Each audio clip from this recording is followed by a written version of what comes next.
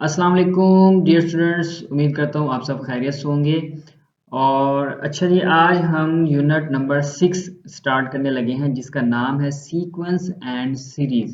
Sequence and series, ठीक है जी। अब सीक्वेंस और सीरीज में डिफरेंस क्या है वो हम पहले देखते हैं।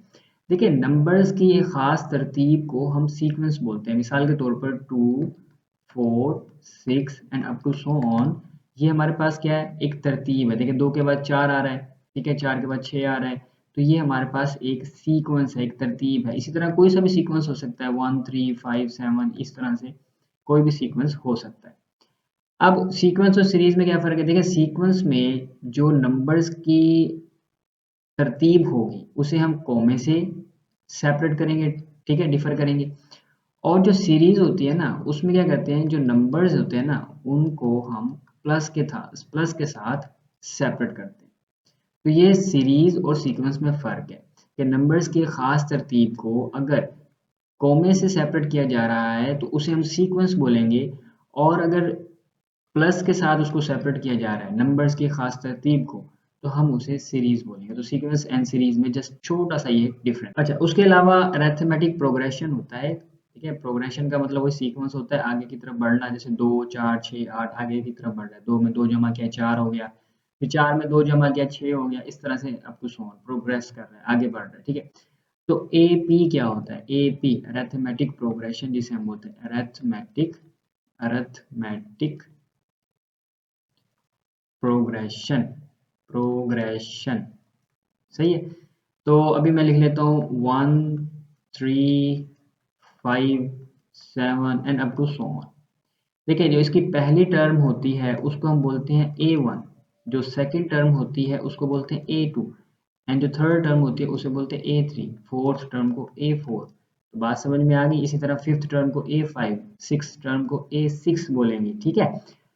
अब ये वैल्यूज को तो हम बोलते हैं A1, A2, A3, A4, सही है। अब अरिथमेटिक प्रोग्रेशन होगा क्या? उसमें ये होगा कि जो उसका कॉमन डिफरेंस होगा वो सेम होगा। कॉमन डिफरेंस ये होता है कि सेकंड वैल्यू में से फर्स्ट वाली को माइनस करवा दें। जैसे ये सेकंड वैल्यू है, इसमें से ये वाली माइनस करवाएं तो क्या आएगा? 3 - 1 अगर मैं करता हूँ तो मेरे पास आएगा जी 2 आएगा। इसी तरह 5, ये देखें, आगे वाले में से पीछे वाले को माइनस करवा दें तो जो डिफरेंस आता है वो आपका कॉमन डिफरेंस होता है। अगर वो कॉमन डिफरेंस सेम आ रहा है हर एक वैल्यू के साथ, तो फिर हम उस प्रोग्रेशन को बोलेंगे कि भाई ये हमारा अरिथमेटिक प्रोग्रेशन है। जैसे 5 - 3 करें तब भी 2 आ रहा है, ठीक है। 7 - 5 करें तब भी 2 आ रहा है। तो common difference, COMMON, common difference, ठीक है ना, क्या आ रहा है? 2 आ रहा है। तो ये जो प्रोग्रेशन है ये क्या है हमारे पास? एक अरिथमेटिक प्रोग्रेशन, ठीक है। तो कोई भी ऐसा सीक्वेंस, ठीक है, सीक्वेंस और प्रोग्रेशन एक ही बात है। तो कोई भी ऐसा सीक्वेंस जिसमें कॉमन डिफरेंस सेम हो तो उसे हम बोलते हैं अरिथमेटिक प्रोग्रेशन। और कॉमन डिफरेंस क्या होता है? सेकंड वैल्यू में से फर्स्ट वाली माइनस कर दें आप, या आप ऐसे कहेंगे आगे वाली वैल्यू में से पीछे वाली वैल्यू को माइनस करवा दें, ठीक है। जो आंसर आएगा वो आपका कॉमन डिफरेंस होगा और इसे हम डी से शो करते हैं। किससे शो करते हैं? डी से। डी से, इस तरह से, सही है। A1 हो गया, A1, A2, A3, A4 terms को किस तरह से डिनोट करते हैं वो पता चल गया, कॉमन डिफरेंस पता चल गया। अब इसकी एक nth टर्म होती है, ठीक है ना। जैसे ये हमारे पास सीक्वेंस है तो इसकी जो लास्ट टर्म होगी ना, मिसाल के तौर पर यहाँ पर आ गया जी 25 कह लें, ये फर्ज कर रहे हैं। तो ये जो लास्ट टर्म होगी ना इसको हम बोलेंगे an, यानी कि nth टर्म है किसी भी सीक्वेंस की, ठीक है। तो जनरल टर्म क्या होती है? an equals to A1 plus n-1 into d होता है। ये जनरल टर्म होती है, ठीक है। क्या होती है? जनरल टर्म होती है। nth टर्म को डिनोट करने का तरीकाकार है। अब इसको समझते हैं हम, ठीक है। जैसे यहाँ पर n है तो यहाँ पर d के साथ क्या आ रहा है? उस n में से एक कम होकर के आ रहा है। A1 तो वैसे ही आता रहेगा, ठीक है।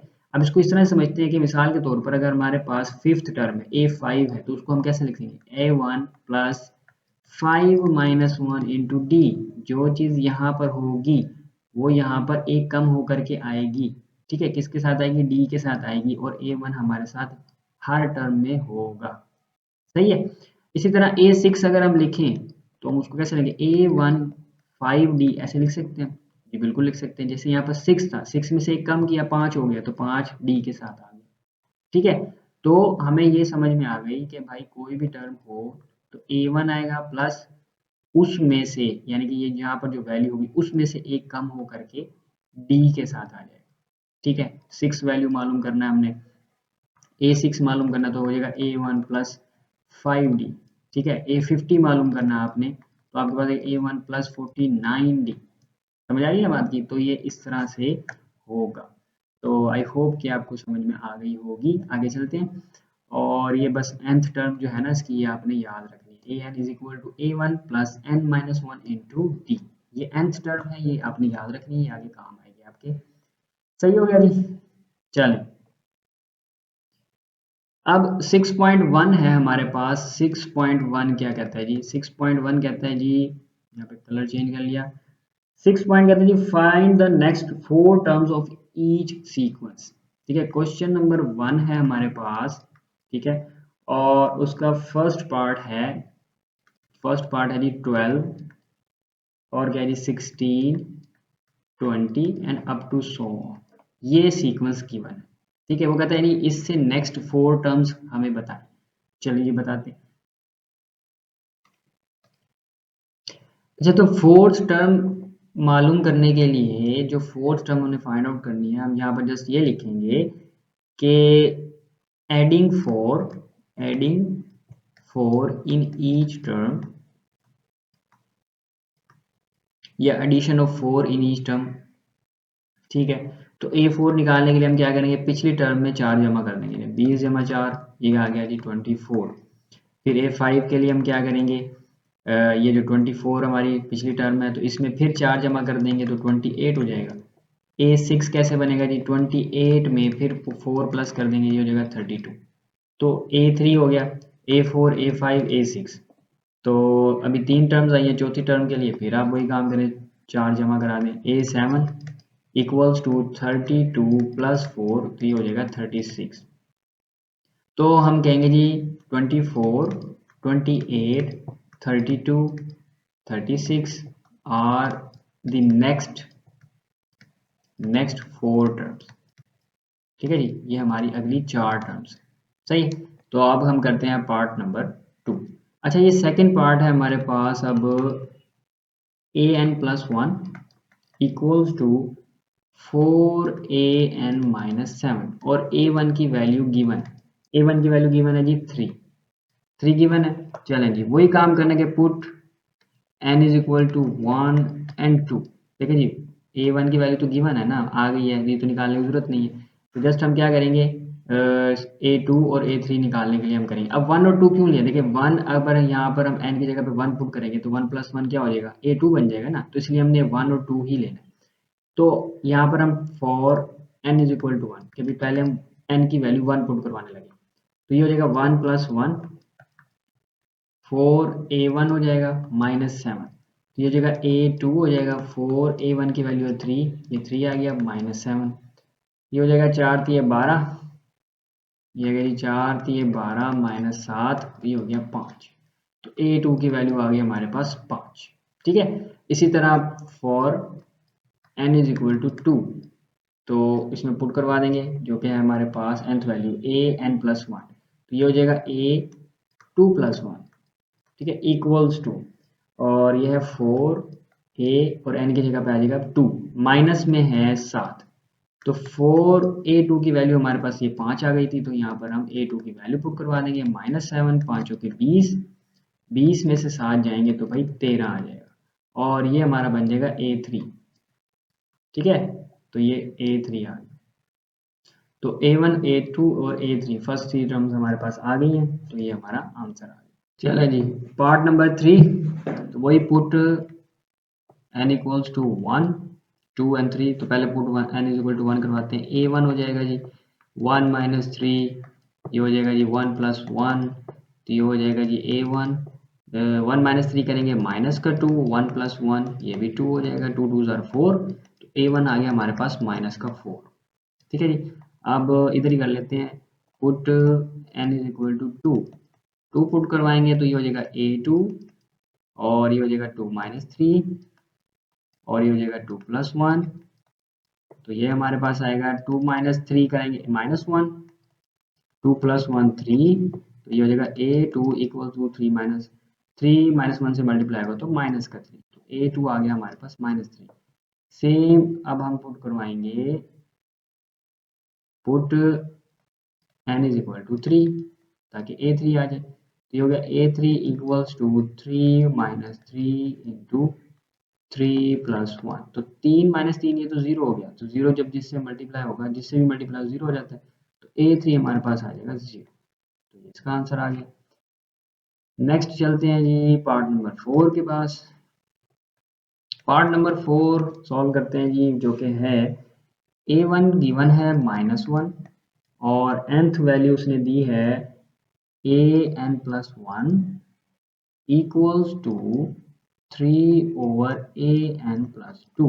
इसमें भी वही काम करना है कि पुट n = 1 पुट करवाते हैं जी, तो a1 + 1 हो गया = 3/a1 हो जाएगा +2, तो जहाँ जहाँ n था वहाँ 1 आ गया, ये हो गया a2 3 ओवर, अब a1 की तो वैल्यू गिवन है, तो a1 की जगह पे a1 की वैल्यू लगा दें इस तरह से। 2 - 1 करेंगे तो बड़ी वैल्यू प्लस की है, तो +1 हो जाएगा 3/1, तो ओवर के नीचे 1 लिखने की जरूरत नहीं है, तो ये हमारे पास 3 आंसर आ गया a2 का। अब हम पुट करवाएंगे जी, पुट n = 2, तो ये हो जाएगा a2 + 1 3/a2 हो जाएगा +2, और ये हो जाएगा 2 + 1 3, 3/a2 की वैल्यू क्या है हमारे पास 3, 3 + 2 हो जाएगा, तो ये हो गया 3/5, तो ये a3 की वैल्यू आ गई, a1 a2 और a3 की तीन वैल्यूज आ गई, फर्स्ट 3 टर्म्स निकालनी थी वो आ गई हमारे पास। आगे चलते हैं पार्ट नंबर 5 की तरफ। पार्ट नंबर 5 जिसमें nth वैल्यू दी हुई है an = 8 - 20/3 + n, वही पुट n = 1, तो ये हो जाएगा a1 = 8 - 20 3 + 1, तो ये हो जाएगा a1 = 8 - 20/3 + 1 4, तो इसका एलसीएम ले लेंगे भाई हम, a1 = 4, इसका एलसीएम आ जाएगा 4, जब 8 से ज़रब होगा तो 8 × 32 हो जाएगा, -4 से 4 कैंसिल, 20 आ गया, तो a1 की वैल्यू आ गई 32 में से 20 आप निकाल दें तो आपके पास 12 बचेगा, 12/4, तो a1 हो गया 4 × 3 = 12, तो ये हमारे पास a1 की वैल्यू। सेम हम पुट करवाएंगे, पुट n = 2, तो जहाँ जहाँ n था वहाँ पर क्या आ जाएगा 2 आ जाएगा, a2 = 8 - 20/3 + 2, तो ये हो गया a2 = 8 - 20 3 + 2 हो गया 5, तो 5 इसका आ गया एलसीएम, 5 और 8 ज़रब होंगे, 5 × 8 = 40, -5 से 5 कैंसिल, 20 आ गया, तो 40 में से 20 जाएंगे तो जाहिर सी बात है 20 बच गए, डिवाइड बाई 5, 5 × 20, देखो 5 × 5, 5 × 20, तो a2 हमारे पास आ गया 4। सेम पुट करवाएंगे जी n = 3, तो ये हो जाएगा a3 = 8 - 20/3 + 3, 3 + 3, ये होगा 8 - 20/3 + 3 6 हो गया जी, 6 आ गया एलसीएम, 8 × 6 = 48, -6 से 6 कैंसिल, 20 आ गया, और जी 48 में से 20 गए तो 28 बच गया, ठीक है, तो 14/3 आ गया, ठीक है, तो ये हो गया जी हमारा a3, ठीक है, 14/3 यहाँ लिख लेते हैं, a3 = 14/3, ये a3 आ गया। चलिए नेक्स्ट चलते हैं, तो ये हमारे पास अब पार्ट नंबर 6 है, ठीक है, तो इसमें भी हम वही काम करेंगे, पुट n = 1, तो ये हो जाएगा a1 + 1 = 3a1 + 2 होल पावर 2, तो a1 + 1 2 हो जाएगा 3, और ये a1 की वैल्यू 1, तो 3 × 1 = 3 + 2 पावर 2, 3 और 2 5, 5 की पावर 2 कितना हो गया 25, तो तो A2 आ गया हमारे पास 25। इसी तरह हम पुट करेंगे n इज इक्वल टू 2, तो ये हो जाएगा A2 plus 1 equals to 3A2 plus 2 power 2। ये हो जाएगा 2 प्लस 1 3। अच्छा 3A2 की वैल्यू अब हमारे पास है 25, तो 25 को 3 से मल्टीप्लाई करेंगे 75 प्लस 2 होल पावर 2। तो A3 इक्वल्स टू 75 प्लस 2, ये हो गया जी 77, और उसकी होल पावर 2 है 5929। ठीक है, तो ये A3 भी आ गई। तो फर्स्ट थ्री टर्म्स मालूम करनी है, A1 गिवन थी, A2 आ गई और ये A3 आ गई। अब सेवंथ पार्ट करते हैं इसका। सेवंथ पार्ट है जी VII, तो वो है हमारे पास AN इक्वल्स टू -2n की होल पावर है जी 2। तो put n is equal to 1, ये हो जाएगा A1 equals to -2 into 1 whole power 2। इस तरह से A1 इक्वल्स टू -2 1 ज़र -2 होल पावर 2 है, तो ये हो जाएगा प्लस का 4। सही है। सेम इसी तरह put n is equal to 2, तो ये हो जाएगा A2 equals to -2 into 2 whole power 2। तो ये हो जाएगा A2 इक्वल्स टू 2 दूनी 4 हो जाएगा माइनस का स्क्वायर, और A2 इक्वल्स टू 4 चौक 16 हो जाएगा, और पावर इवन नंबर है तो माइनस प्लस में कन्वर्ट हो जाएगा। ठीक है, अब पुट कराएंगे जी n is equal to 3, put n equals to 3, तो ये हमारे पास हो जाएगा A3 equals to -2 into 3 whole power 3, whole power 2 है भाई, होल पावर 2। तो हो जाएगा 3 दूनी 6 माइनस का 6 होल पावर 2 है, तो 6 ज़रब 6 36 होता है। तो A3 हमारे पास आ गया 36। तो A1 A2 A3 हमारे पास फर्स्ट थ्री टर्म्स आ गई हैं। चलें जी, लास्ट पार्ट है हमारे पास जो क्या है VIII, यानी कि 8वां पार्ट है, जो कि है AN इक्वल्स टू -1 की पावर n और 7n स्क्वेयर। वही काम करेंगे, पुट n इक्वल्स टू 1, तो ये हो जाएगा A1 -1 पावर 1 7 इंटू 1 की पावर 2।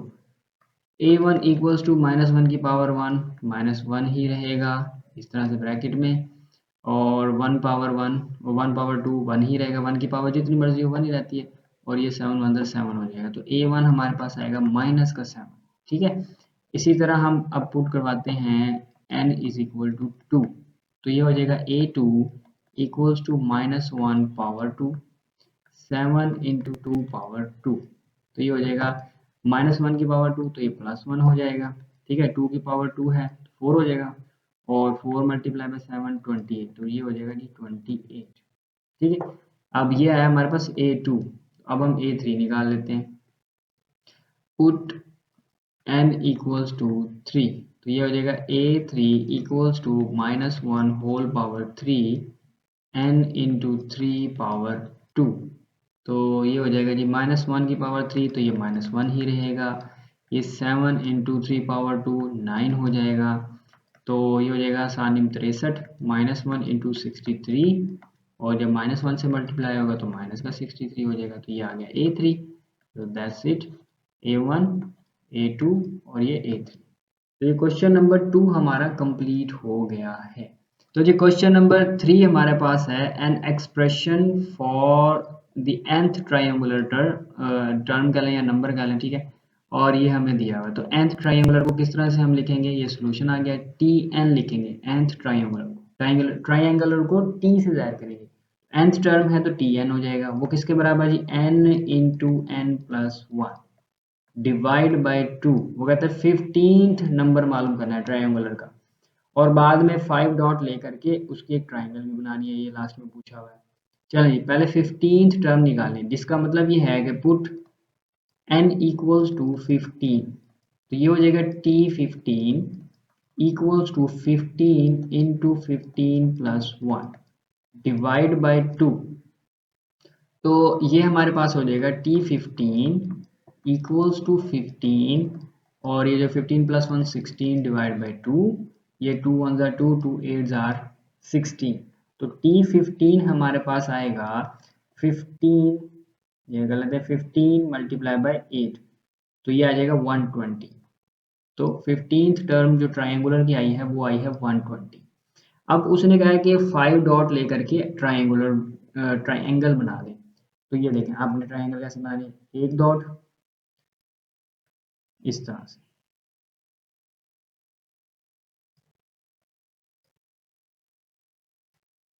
फाइव डॉट बनने चाहिए तीनों साइडों पे, ये इस तरह से। ठीक है, देखिए ये 1 2 3 4 5 डॉट, फिर यहाँ 1 2 3 4 5 डॉट, और यहाँ से भी 1 2 3 4 और ये 5 डॉट। तो ये हमारी ट्रायंगल बन गई है n इज इक्वल टू 5 को लेकर के। तो ये क्वेश्चन नंबर 3 भी हमारा क्या हो गया, कंप्लीट हो गया। ठीक है, अब हम नेक्स्ट चलते हैं क्वेश्चन नंबर 4 पे, जो कि लास्ट हमारा क्वेश्चन है, जिसके 8 जूस हैं, 8 पार्ट्स हैं, तो वो अब हम करते हैं। अच्छा जी, क्वेश्चन नंबर 4 में वो कहता है कि write down the nth term. ठीक है, सीक्वेंस हमें गिवन होगा और उसकी nth टर्म बनानी है, जिसका मतलब ये है कि जो सीक्वेंस गिवन है वो बन किस तरह से रहा है, उसकी nth टर्म यानी जनरल फॉर्म उसकी क्या बनेगी। अब ये क्वेश्चन नंबर 4 का फर्स्ट पार्ट अगर आप देखें, 1 4 एंड 9, देखिए 1 का स्क्वायर अगर मैं लिखूं, इसको ये समझने के लिए लिख रहे हैं हम, 4 के लिए 2 का स्क्वायर और 9 के लिए 3 का स्क्वायर। तो इसका मतलब ये है जो आगे टर्म्स आ रही हैं वो स्क्वायर ही बन रही है, लेकिन किसका बन रही है, देखिए नंबर काउंटिंग नंबर है, 1 2 3, आगे इसका मतलब 4 का स्क्वायर बनेगा, फिर 5 का, फिर 6 का, फिर 7 का। तो nth टर्म मालूम करिए, तो nth टर्म को शो करते हैं an से। ठीक है, जब भी काउंटिंग नंबर्स की बात होगी तो आपने उसकी जगह पे n को यूज करना है। ठीक है, काउंटिंग नंबर्स की जगह पे किसको यूज करना है, n को। देखिए यहाँ पर 1 2 3, तो काउंटिंग नंबर 1 से शुरू होते हैं हमारे, और यहाँ पर 1 2 3 आ रहा है, तो ये उसकी जगह पे आ गया n। अब n की क्या बन रही है, पावर 2 बन रही है, तो यहाँ पर क्या आ जाएगा, n पावर 2। तो ये जो गिवन सीक्वेंस था उसकी nth टर्म क्या बनेगी, an is equal to n power 2। ठीक है, इसी तरह से हमने बाकियों को भी बना लेना है। तो क्वेश्चन नंबर 4 का सेकंड पार्ट जो है वो है जी 1 1 प्लस 2, ठीक है, 1 प्लस 2 प्लस 3, ये आगे क्या आ जाएगा 1, इस तरह से चलता जा रहा है। ठीक है, ये कॉमा लगा लेते हैं यहाँ पे। अब आपके सामने ही है कि 1 आ गया, फिर 1 में 2 ऐड हो गया, फिर 1 प्लस 2 प्लस 3 हो गया, इसका मतलब आगे क्या आएगा, 1 प्लस 2 प्लस 3 प्लस 4, फिर 1 प्लस 2 प्लस 3 प्लस 4 प्लस 5 6 7 8। तो ये तो काउंटिंग नंबर स्टार्ट हो गया, तो कहाँ से शुरू हो रहा है, 1 प्लस 2 प्लस 3, और ये चलता जा रहा है कहाँ तक, nth टर्म तक। ठीक है, तो ये इसका nth जनरल फॉर्म बनेगी। ठीक है, यानी कि nth टर्म बनेगी गिवन सीक्वेंस की। an is equal to 1 plus 2 plus 3, और ये चलता जा रहा है कहाँ तक, nth टर्म तक। ठीक है, चलिए थर्ड पार्ट देखते हैं। थर्ड पार्ट में क्या कह रहा है जी, थर्ड पार्ट में है a1 b1 a2 b2 a3 b3, है ना जी, और ये अप टू सो ऑन। अच्छा, nth टर्म को an से जाहिर करते हैं, ये आ गया जी an। अब देखें a1 वाले देखें पहले, यानी कि a वाले देखें, a1 a2 a3, अब काउंटिंग नंबर शुरू हो गया ना, 1 2 3, तो ये आ जाएगा an। ठीक है, काउंटिंग नंबर के लिए क्या यूज करते हैं, n यूज करते हैं। सेम इसी तरह b1 b2 b3, इसी तरह चलता जाएगा, तो bn आ जाएगा।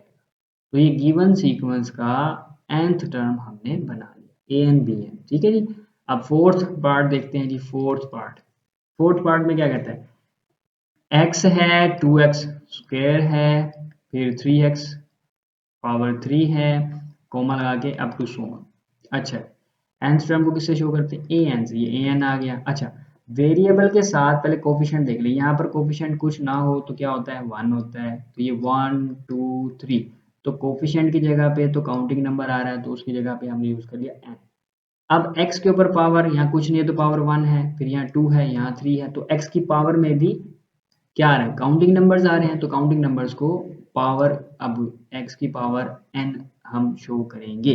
क्यों, क्योंकि x की पावर में काउंटिंग नंबर्स आ रहे हैं, इसी वजह से हम x की पावर में भी क्या यूज करेंगे, n यूज करेंगे। और काउंटिंग नंबर जहां पे भी आएंगे तो हम उसकी जगह पे n यूज करते हैं। यहाँ पर वेरिएबल था, वेरिएबल के ऊपर जो पावर थी 1 से शुरू हो रही है और अप टू सो ऑन जा रही है, तो उसके लिए हमने उसके n को यूज कर लिया। ठीक है, काउंटिंग नंबर्स के लिए हमेशा n को यूज करते हैं। फिफ्थ पार्ट देखेंगे जी, फिफ्थ में क्या कहता है जी, वो कहता है जी a1 है, a1 प्लस डी है, a1 प्लस 2d है, और इसी तरह चलते जा रहा है a1 plus 3d, a1 plus 4d। तो nth टर्म इसकी क्या बनेगी, इसकी nth टर्म बनेगी a1 plus n minus 1 into d. ये कैसे बना भाई, ये देखेंगे, ये एक अरिथमेटिक प्रोग्रेशन का सीक्वेंस है। जब भी आपको ये सीक्वेंस दिखेगा आपने क्या करना है, जस्ट ये लिख देना है a n is equal to a1 plus n minus 1 into d. सही हो गया। देखें अगर n की जगह पे हम 1 पुट करवाते हैं तो क्या आ जाएगा, यहाँ से 1 माइनस 1 0, 0 इससे मल्टीप्लाई होगा तो 0, तो पहली टर्म हमारे पास a1 बन जाएगी, जी बिल्कुल बन जाएगी। अगर हम यहाँ पर 2 पुट करवाते हैं तो ये हो जाएगा a1 प्लस, और यहाँ पर क्या आ जाएगा 2 माइनस 1, यहाँ हो जाएगा 2 माइनस 1, 2 माइनस 1 1, 1 डी से मल्टीप्लाई होगा तो क्या आ जाएगा 1d आ जाएगा ना, तो ये देखो 1d आ गया। इसी तरह जब यहाँ पर आप 3 पुट करवाएंगे तो 3 माइनस 1 हो जाएगा, 2 बनेगा तो 2d। समझ आ रही बात की। तो जब भी आपको ये सीक्वेंस कहीं दिखे a1 a1 plus D a1 plus 2d, तो ये अरिथमेटिक सीक्वेंस होता है जिसकी nth टर्म हमेशा यही होती है an equals to a1 plus into n minus 1 into d. तो ये एक कम करके लिख देते हैं जो यहाँ पर वैल्यू होती है, तो ये आपने याद रखना है। सेम आगे एक ज्योमेट्रिक सीक्वेंस आ रहा है और वो है पार्ट नंबर 6 में, ठीक है। वो है जी a1r स्क्वायर, ठीक है, इसी तरह से अप टू सो ऑन। तो ये है ज्योमेट्रिक सीक्वेंस। आगे फिर जाहिर सी बात है 6.4 में कहीं जाके ये आएगा हमारे पास ज्योमेट्रिक सीक्वेंस, क्योंकि अभी तो आगे आएंगे अरिथमेटिक सीक्वेंस। तो बहरहाल आपने ये याद रखना है कि जो ज्योमेट्रिक सीक्वेंस है उसमें आर आता है और अरिथमेटिक में डी आता है, ठीक है। तो इसकी nth टर्म हमेशा होती है A N equals to A one R power N minus 1, ठीक है जी। तो जहाँ पर ये सीक्वेंस आ जाए उसकी nth टर्म ये बनेगी, ठीक है। और जहाँ पर ये वाला डी वाला सीक्वेंस आ जाए A one plus D A one plus 2d, तो उसका nth टर्म ये वाला बनेगा। सही हो गया, तो ये आपको याद रखना है। क्वेश्चन नंबर 6 हो गया जी। अच्छा पार्ट नंबर 7 देखते हैं जी। 7 वी डबल आई में है जी हमारे पास a1 over b1 plus c1, सही है। फिर 2a2 over b2 plus c2, सही है। इसी तरह आगे 3a3 over b3 plus c3, इसी तरह सो ऑन है।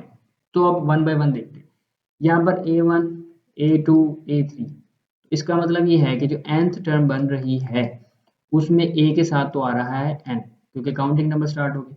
इसी ये कोफिशिएंट में देखें, यहाँ कुछ नहीं है तो इसका मतलब अब 1 है, फिर कोफिशिएंट यहाँ पे 2 है, यहाँ 3 है, तो यहाँ पर भी काउंटिंग नंबर स्टार्ट हो गए, तो इसकी जगह पे आ जाएगा n, डिवाइड में आ जाएगा। देखें जी b1 b2 b3, तो b के साथ क्या आ रहा है n आ रहा है, काउंटिंग नंबर्स आ रहे हैं ना, काउंटिंग नंबर्स की जगह पे n यूज हो जाएगा। प्लस इसी तरह c के साथ भी c1 c2 c3, तो 1 2 3 आ रहा है c के साथ, तो काउंटिंग नंबर जिसके साथ भी आएगा उसमें आ जाएगा n। तो ये हो गया हमारा पार्ट नंबर 7।